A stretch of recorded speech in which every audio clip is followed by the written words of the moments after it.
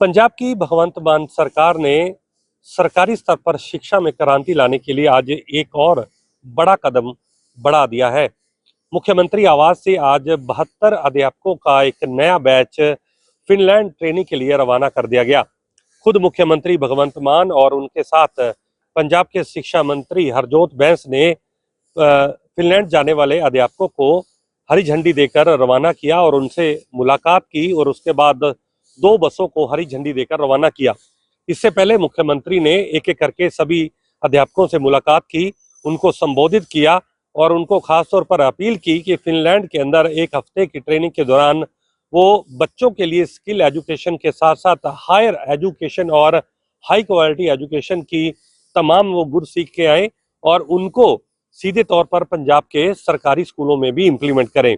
उसके बाद मुख्यमंत्री ने मीडिया को संबोधित किया और मुख्यमंत्री ने कहा कि इससे पहले भी 7 बैच पंजाब सरकार विदेश ट्रेनिंग के लिए भेज चुकी है और वो 7 बैच वापस आकर पंजाब के सरकारी स्कूलों के अंदर शिक्षा का स्तर सुधारने में काम कर रहे हैं।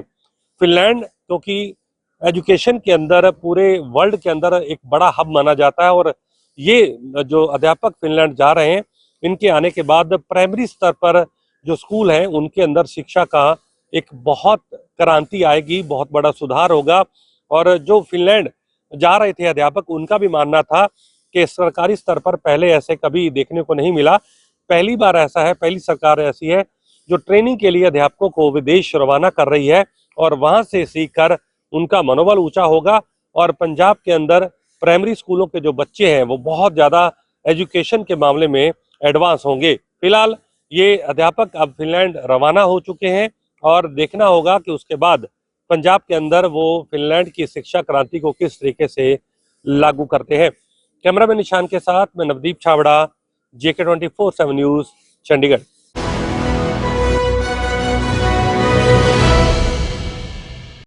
नमस्कार, आप सिटी रिपोर्टर देख रहे हैं। मैं आपके साथ ताबिश कमाल हूँ, मेरे साथ मेरे वीडियो जर्नलिस्ट साजिद भी हैं। दिल्ली में बजट को लेकर के दिल्ली सरकार लगातार तैयारियां कर रही है।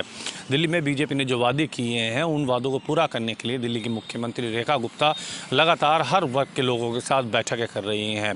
आज दिल्ली में एक अहम बैठक हुई जो दिल्ली के किसानों के साथ हुई। आपको बता दें कि दिल्ली में इससे पहले CM रेखा गुप्ता ने महिलाओं के साथ बैठक की, उसके बाद व्यापारी वर्ग के साथ और अधिवक्ताओं के साथ बैठक की। आज जो बैठक हुई है वो किसानों के साथ हुई है। किसानों से ये जानने की कोशिश की गई है कि उनकी मूलभूत समस्याएं क्या हैं और जो वादे किए गए हैं उनको पूरा करने के लिए किसान इस बजट में और क्या चाहते हैं।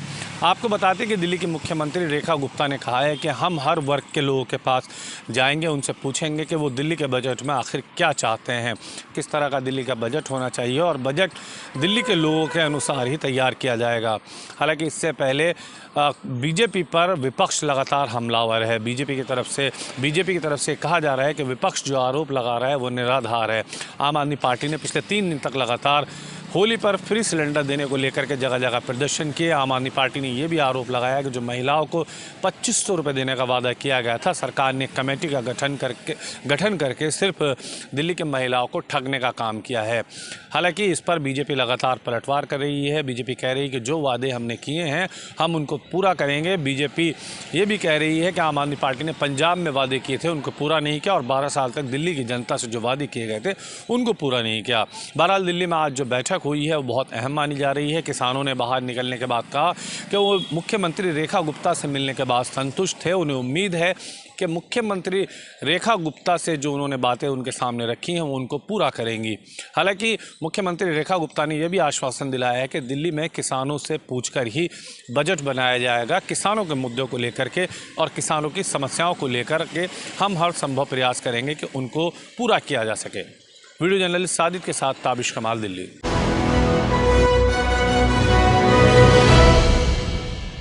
नमस्कार, आप देख रहे हैं हमारा खास कार्यक्रम सिटी रिपोर्टर। मैं हूं धनराज गर्ग, राजधानी देहरादून से, और आज बात करेंगे मुख्यमंत्री पुष्कर सिंह धामी के एक्शन की, क्योंकि मुख्यमंत्री पुष्कर सिंह धामी लगातार एक्शन मोड में नज़र आ रहे हैं। क्योंकि देखिएगा कि जो अवैध तरीके से जो मदरसे बने हैं उन पर कहीं ना कहीं मुख्यमंत्री पुष्कर सिंह धामी का जो बुलडोजर है वो लगातार चलता हुआ नज़र आ रहा है। और वहीं अभी तक यदि हम देखें पूरे उत्तराखंड की यदि मैं बात करूँ तो अभी तक 54 से भी अधिक जो मदरसे हैं उनको सीज किया गया है। यानी कहा जा जा सकता है कि उधम सिंह नगर में सबसे अधिक मदरसे को सील किया गया है, क्योंकि मुख्यमंत्री पुष्कर धामी को लगातार शिकायतें मिल रही थी कि कुछ मदरसे इस तरीके से बने हुए हैं कि जिनका कोई रजिस्ट्रेशन नहीं है और वो अवैध तरीके से बने हुए हैं, और उन पर कहीं ना कहीं कार्रवाई मुख्यमंत्री पुष्कर सिंह धामी की तरफ से की गई है।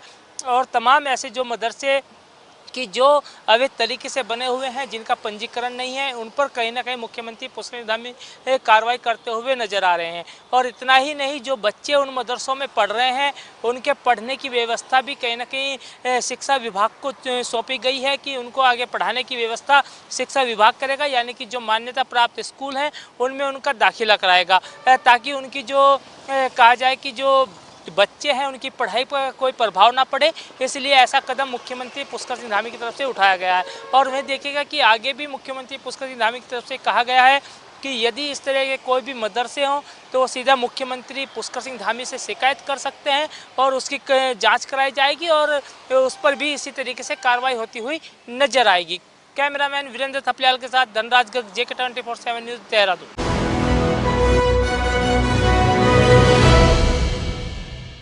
कांग्रेस के राष्ट्रीय महासचिव और छत्तीसगढ़ के पूर्व मुख्यमंत्री भूपेश बघेल जो है इन दिनों खूब सुर्खियों में है। वहीं उन्होंने ईडी को लेकर के एक बड़ा बयान दिया है, जिसके बाद वो सुर्खियों में है। उन्होंने ईडी पर हाइपर क्रिएट करने का आरोप लगाया है। ये आरोप उन्होंने तब लगाया है जब चैतन्य बघेल माने उनके बेटे को ईडी के पूछताछ के लिए नोटिस जारी करने की बात कही, मगर भूपेश बघेल ने इन बातों से इनकार कर दिया। उनका कहना है कि ईडी के द्वारा उनके बेटे को कोई नोटिस जारी नहीं हुआ तो ईडी कार्यालय में पेश क्यों हुए, ये बात उन्होंने कही है। इसके साथ ही उन्होंने ये भी कहा कि लगातार जो है ईडी मीडिया के माध्यम से मुझे बदनाम करने का आरोप उन्होंने लगाया है और इन आरोपों के बाद लगातार सियासत जारी है। आपको बता दें कि कुछ दिन पहले ही जो है पूर्व मुख्यमंत्री भूपेश बघेल और उनके बेटे चैतन्य बघेल के भिलाई निवास स्थान में जो है ईडी ने रेड की थी और उनसे जुड़े 14 लोगों के यहाँ भी उन्होंने एक साथ रेड की थी, जिसमें 33 लाख सहित कई दस्तावेज ईडी ने जब्त किया था। और इसके साथ ही इस बीच जब ईडी छापे मार करके जब घर से वापस लौट रही थी, तभी जो है उनके कार्यकर्ता जो है ईडी के अधिकारियों के साथ धक्का मुक्की और पथराव भी किए थे, जिसपे 15 से 20 लोगों के खिलाफ जो है FIR हुई थी। लगातार ईडी की कार्यवाही के बाद पूर्व मुख्यमंत्री भूपेश बघेल जो है लगातार मीडिया के सुर्खियों में है। अब देखना ये होगा, पूर्व मुख्यमंत्री भूपेश बघेल का कहना है कि ईडी के द्वारा उनके बेटे चैतन्य बघेल को किसी प्रकार की नोटिस जारी नहीं की है तो ईडी में पेश क्यों हो। अब ये देखना होगा कि ईडी ने जो है उनके बेटे को नोटिस जारी की है कि नहीं की है, ये तो देखने वाली बात होगी। हालांकि इस पूरे मामले को लेकर के लगातार सियासत जारी है। कैमरामैन पिंटू देवांगन के साथ शंभू रही, JK 24 न्यूज़, रायपुर।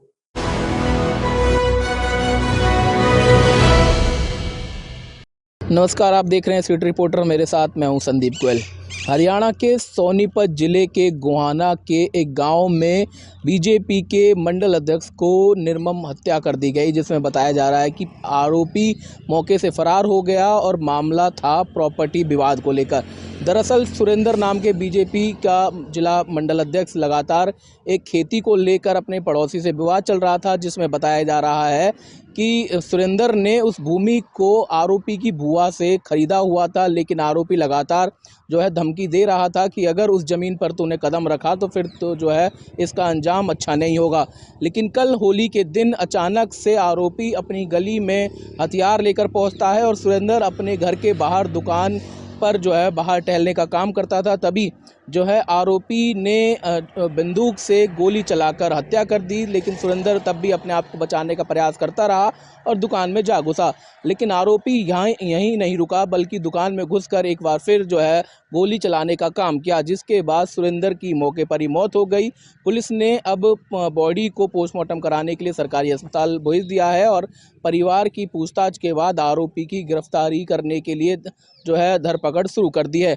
तो वहीं इस पूरे मामले में में अब बीजेपी जो है सवाल उठा रही है कि आखिर कैसे जो है इस पर हमला हुआ और अब जो है पुलिस प्रशासन अब तक क्या कर रहा था। लेकिन वहीं इस परिवार का कहना है कि पिछले दिनों से लगातार जो है आरोपी धमकाने और डराने का काम कर रहा था और जमीनी विवाद होने के कारण अभी तक इस मामले की पुलिस में कोई शिकायत नहीं की गई थी। लेकिन अब सुरेंद्र की मौत के बाद पुलिस लगातार आरोपी को गिरफ्तार करने के लिए जो है धरपकड़ कर रही है, तो वहीं परिवार से भी पूछताछ की जा रही है। अब देखने वाली बात यह होगी कि आखिर आरोपी हथियार कहां से लेकर आया और कैसे उसने इस पूरे वाकया को अंजाम दिया। सहयोगी राकेश के साथ संदीप गोयल, जग 24/7 न्यूज़, फरीदाबाद।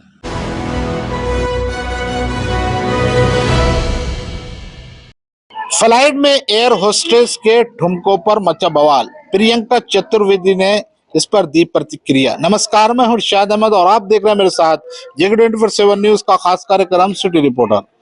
होली के मौके पर स्पाइस जेट के क्रू मेंबर्स का एक वीडियो सोशल मीडिया पर वायरल हो रहा है, खास तौर से जम के वायरल हुआ है, जिसमें एयर होस्टेस और क्रू मेंबर्स पारंपरिक परिधानों में ठुमके लगाते नजर आ रहे हैं।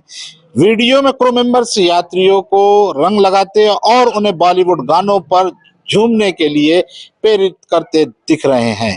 जहां कुछ लोग इसे एक सकारात्मक पहल के रूप में देख रहे हैं, वहीं कुछ लोगों ने फ्लाइट में यात्रियों की सुरक्षा पर सवाल उठाया है। शिवसेना यूबीटी की सांसद प्रियंका चतुर्वेदी ने भी इस पर नाराजगी जाहिर की है। प्रियंका चतुर्वेदी ने एक्स पर लिखा है कि ये कैसे सामान्य बात है, लोकप्रियता हासिल करने के लिए करने का ये घटिया स्तर है। एयरलाइंस को सुरक्षा और समय पर आगमन और प्रस्थान पर ध्यान देना चाहिए, ना कि लाइव एंटरटेनमेंट पर ध्यान देना चाहिए। हालांकि स्पाइस जेट ने सफाई दी है कि जब ये वीडियो शूट किया गया था तब विमान ग्राउंड पर ही था और सभी सुरक्षा मानकों का पालन किया गया था। स्पाइस जेट ने वीडियो के साथ लिखा है कि सिग्नेचर फेस्टिवल, सिग्नेचर सॉन्ग और एक ऐसा जश्न जो किसी और जैसा नहीं है। हमारे क्रू ने इन सभी सुरक्षा स्टैंडर्ड्स का पालन करते हुए ग्राउंड पर ही होली का जश्न मनाया है। प्रियंका चतुर्वेदी ने इस ट्वीट पर सोशल मीडिया पर मिली जुली प्रतिक्रियाएं आ रही है। कई यूजर्स ने उन्हें ट्रोल भी किया है। एक यूजर ने लिखा है कि क्रू भी खुश, यात्री भी खुश, बस आपको ही दिक्कत है। इस प्रकार के सवाल उठ रहे हैं, क्या फ्लाइट में इस तरह का सेलिब्रेशन होना चाहिए या नहीं? ये खास तौर से ये सवाल मेन है। कैमरा पर्सन बाकिर अंसारी के साथ मैं इरशाद अहमद, जग 24/7 न्यूज, मुंबई।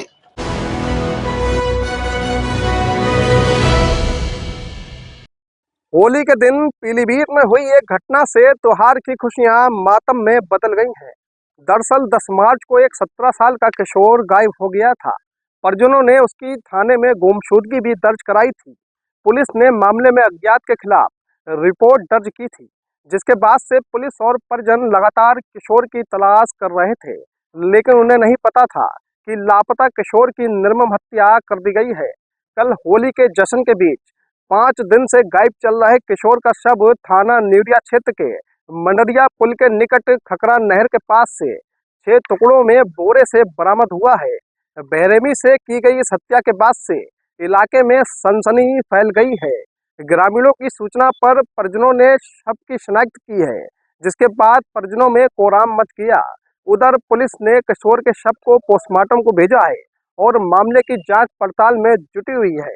हालांकि घटना स्थल पर मौके पर एसपी अविनाश पांडे, एएसपी विक्रम धाइया समेत अफसर भी पहुंचे और मौका मुआयना किया। फील्ड यूनिट की टीम ने भी मौके से साक्ष्य जुटाए हैं। हालांकि परिजनों ने रंजिशन हत्या करने का आरोप लगाया है और कुछ नाम भी बताए हैं, जिनसे पुलिस पूछताछ कर रही है। बताया जा रहा है मृतक के परिजनों ने जिनके नाम बताए हैं उनसे उनकी मुकदमेबाजी भी चल रही है। फिलहाल एसपी अविनाश पांडे ने घटना के जल्द खुलासे के लिए 4 टीमों का गठन किया है और घटना का जल्द खुलासा करने की बात कही है। कैमरा पर्सन कपिल गुप्ता के साथ मैं ऋतिक द्विवेदी, जेके 24/7 न्यूज, पीलीभीत।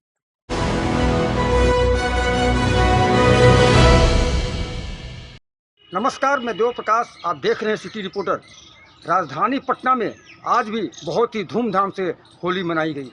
आपको बता दें कि कल 14 मार्च था। 14 मार्च को भी राजधानी में करीब 60% लोग होली मना चुके थे। आज भी 15 मार्च को तकरीबन विभिन्न गली मोहल्लों चौक चौराहों पे लोग होली मनाते हुए देखे गए। बिहार के उप मुख्यमंत्री विजय कुमार सिन्हा ने अपने आवास पर बहुत ही धूमधाम से होली मनाई। वहीं प्रतिपक्ष के नेता तेजस्वी यादव ने भी अपने आवास पे बहुत ही जोरदार तरीके से होली मनाया एवं अपने पिता लालू प्रसाद से उन्होंने आशीर्वाद भी लिया। लालू प्रसाद के बड़े बेटे तेज प्रताप यादव एवं राष्ट्रीय जनता दल के विधायक तेज प्रताप यादव ने भी बहुत ही धूमधाम से होली मनाया। कुर्ता फाड़ होली उन्होंने खेला। उन्होंने एक दूसरे को अबीर रंग गुलाल लगाते हुए सभी का कुर्ता फाड़ते हुए नजर आए। एवं जिस प्रकार से देखा जाए कि लालू प्रसाद अपने समय में बहुत पहले से होली के मामले में बहुत चर्चित रह चुके हैं। लालू प्रसाद जी का होली जो होता था पहले केवल बिहार ही नहीं पूरे देशवासी उन्होंने देखते थे और वो चर्चित होते थे। उनका होली बहुत ही चर्चा के विषय रहता था। उसी को वो आगे बढ़ाते हुए तेज प्रताप यादव ने भी कुर्ता फाड़ होली आज अपने आवास पर खेला। उन्हें देखा गया कि वो अपने पिता का आशीर्वाद लेकर उनके आवास से निकलकर बिहार के मुख्यमंत्री नीतीश कुमार के आवास के गेट पीछे वाले गेट पर गया उन्होंने और उन्हें होली के मजाकी अंदाज में चिल्लाकर कहा कि कहाँ है हमारे पलटू चाचा। ये कहते हुए उन्होंने स्कूटी से आगे बढ़ गए। जिस प्रकार से लालू प्रसाद जी पहले अपने होली खेलते थे कुर्ता फाड़ होली, उसी क्रम को आगे बढ़ाने में तेज प्रताप यादव भी लगे हुए हैं। लालू प्रसाद जी का होली बहुत ही फेमस रह चुका था बिहार में। उसी अंदाज में आज तेज प्रताप यादव ने भी होली खेला और तेज प्रताप का एक नए अंदाज देखने को आज मिला। उन्होंने होली खेलने के बीच में अपने मंच पर बैठे हुए थे और गाना सुन रहे थे। उसी अंदाज में उनके सुरक्षाकर्मी एक बगल में खड़े थे। उन्होंने कहा, सुरक्षाकर्मी से आग्रह किया कि तुम भी इस गाने पे डांस करो, लेकिन नहीं नाचोगे, नहीं डांस करोगे तो तुम्हें सस्पेंड कर दिया गया। उसके बाद क्या था, वहाँ जो थानेदार जो दरोगा थे वहाँ पे नाचने लगे, उनके गाने पे नाचने लगे एवं तेज प्रताप यादव अपने रंग में गाना गाना शुरू किया और वो जो सिपाही थे, दरोगा थे, उन्होंने उस गाने पर ठुमके लगाना शुरू कर दिया। लेकिन ये सब मजाकिया अंदाज में चल रहा था। इसको सीरियसली लेने के कोई बात नहीं है। अब देखा जाए तो होली खत्म हो चुका है। आज राजधानी पटना में भी बहुत धूमधाम से होली मनाया गया, सभी गली चौक मोहल्लों से लेकर हर जगह। लेकिन कुछ छिटपुट घटना भी होने की बातें भी आई है, जैसे कि राजधानी पटना में कदम कुआं में दो पक्ष में लड़ाई होने की सूचना मिली है, जिसे कदम कुआं थाना के पुलिस के द्वारा उसे जाकर शांत कराया गया। वहीं पटना के एक बीटा में कब्रिस्तान का गेट तोड़ा गया अगजा के दिन, जिसको लेकर आज उस गेट की मरम्मत की जा रही है एवं कार्रवाई की जा रही है। कैमरा पर्सन अजय के साथ Dev Prakash, JK 24/7 news, Patna.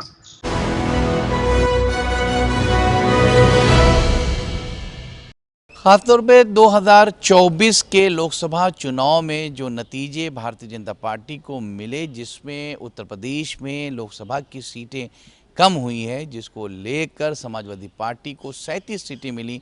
PDF फार्मूले को लेकर काम किया, जहां पे दलित वोट बैंक, खासतौर पे OBC वोट बैंक को जोड़ने का काम समाजवादी पार्टी ने किया और कहीं ना कहीं भारतीय जनता पार्टी को नुकसान हुआ। 2024 के लोकसभा चुनाव में सीटें कम हुई। इसी वजह से ज़िला अध्यक्षों की जो सूची निकलने वाली थी उसमें विलम्ब हुआ।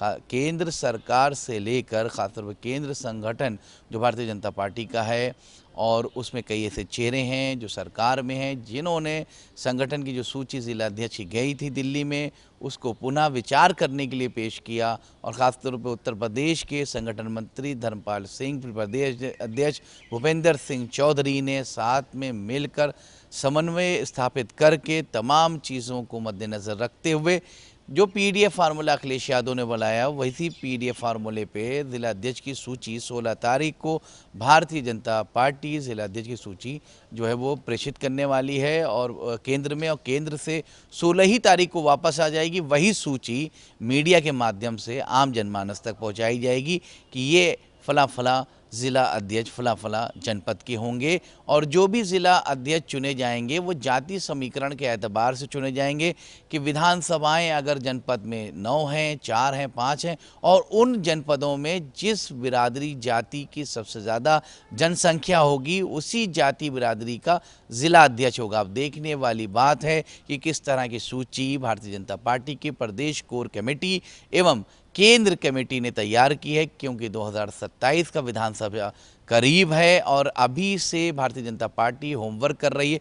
किसी भी तरीके से जो चूक 2024 की लोकसभा में हुई थी वो दोबारा भारतीय जनता पार्टी रिपीट नहीं करना चाहती है। वहीं अखिलेश यादव भी लगे हुए हैं पीडीए फार्मूले पे लेकर, पीडीए पंचायत कर रहे हैं। मगर अब देखने वाली बात है कि 2027 के विधानसभा के चुनाव में जो ज़िला अध्यक्ष की सूची 16 तारीख को वो उमूमन सूत्र हमारे जो बता रहे हैं कि आ जाएगी, ये ज़िला अध्यक्ष किस तरह से विधानसभा में अपने जनपद में भारतीय जनता पार्टी के लिए काम करते हुए नज़र आते हैं, ये तस्वीर कुछ ही दिन में क्लियर हो जाएगी। आने वाले कल में भारतीय जनता पार्टी अपनी और रणनीति तैयार करेगी, क्योंकि 2027 में वो पुनः अपनी जीत स्थापित करना चाहती है।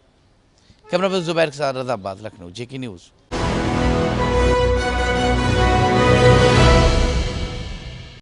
होली का पर्व जहां पूरे देश दुनिया में मनाया जा रहा है, वहीं पुलिसकर्मी भी आज पूरी तरह होली का जश्न मना रहे हैं।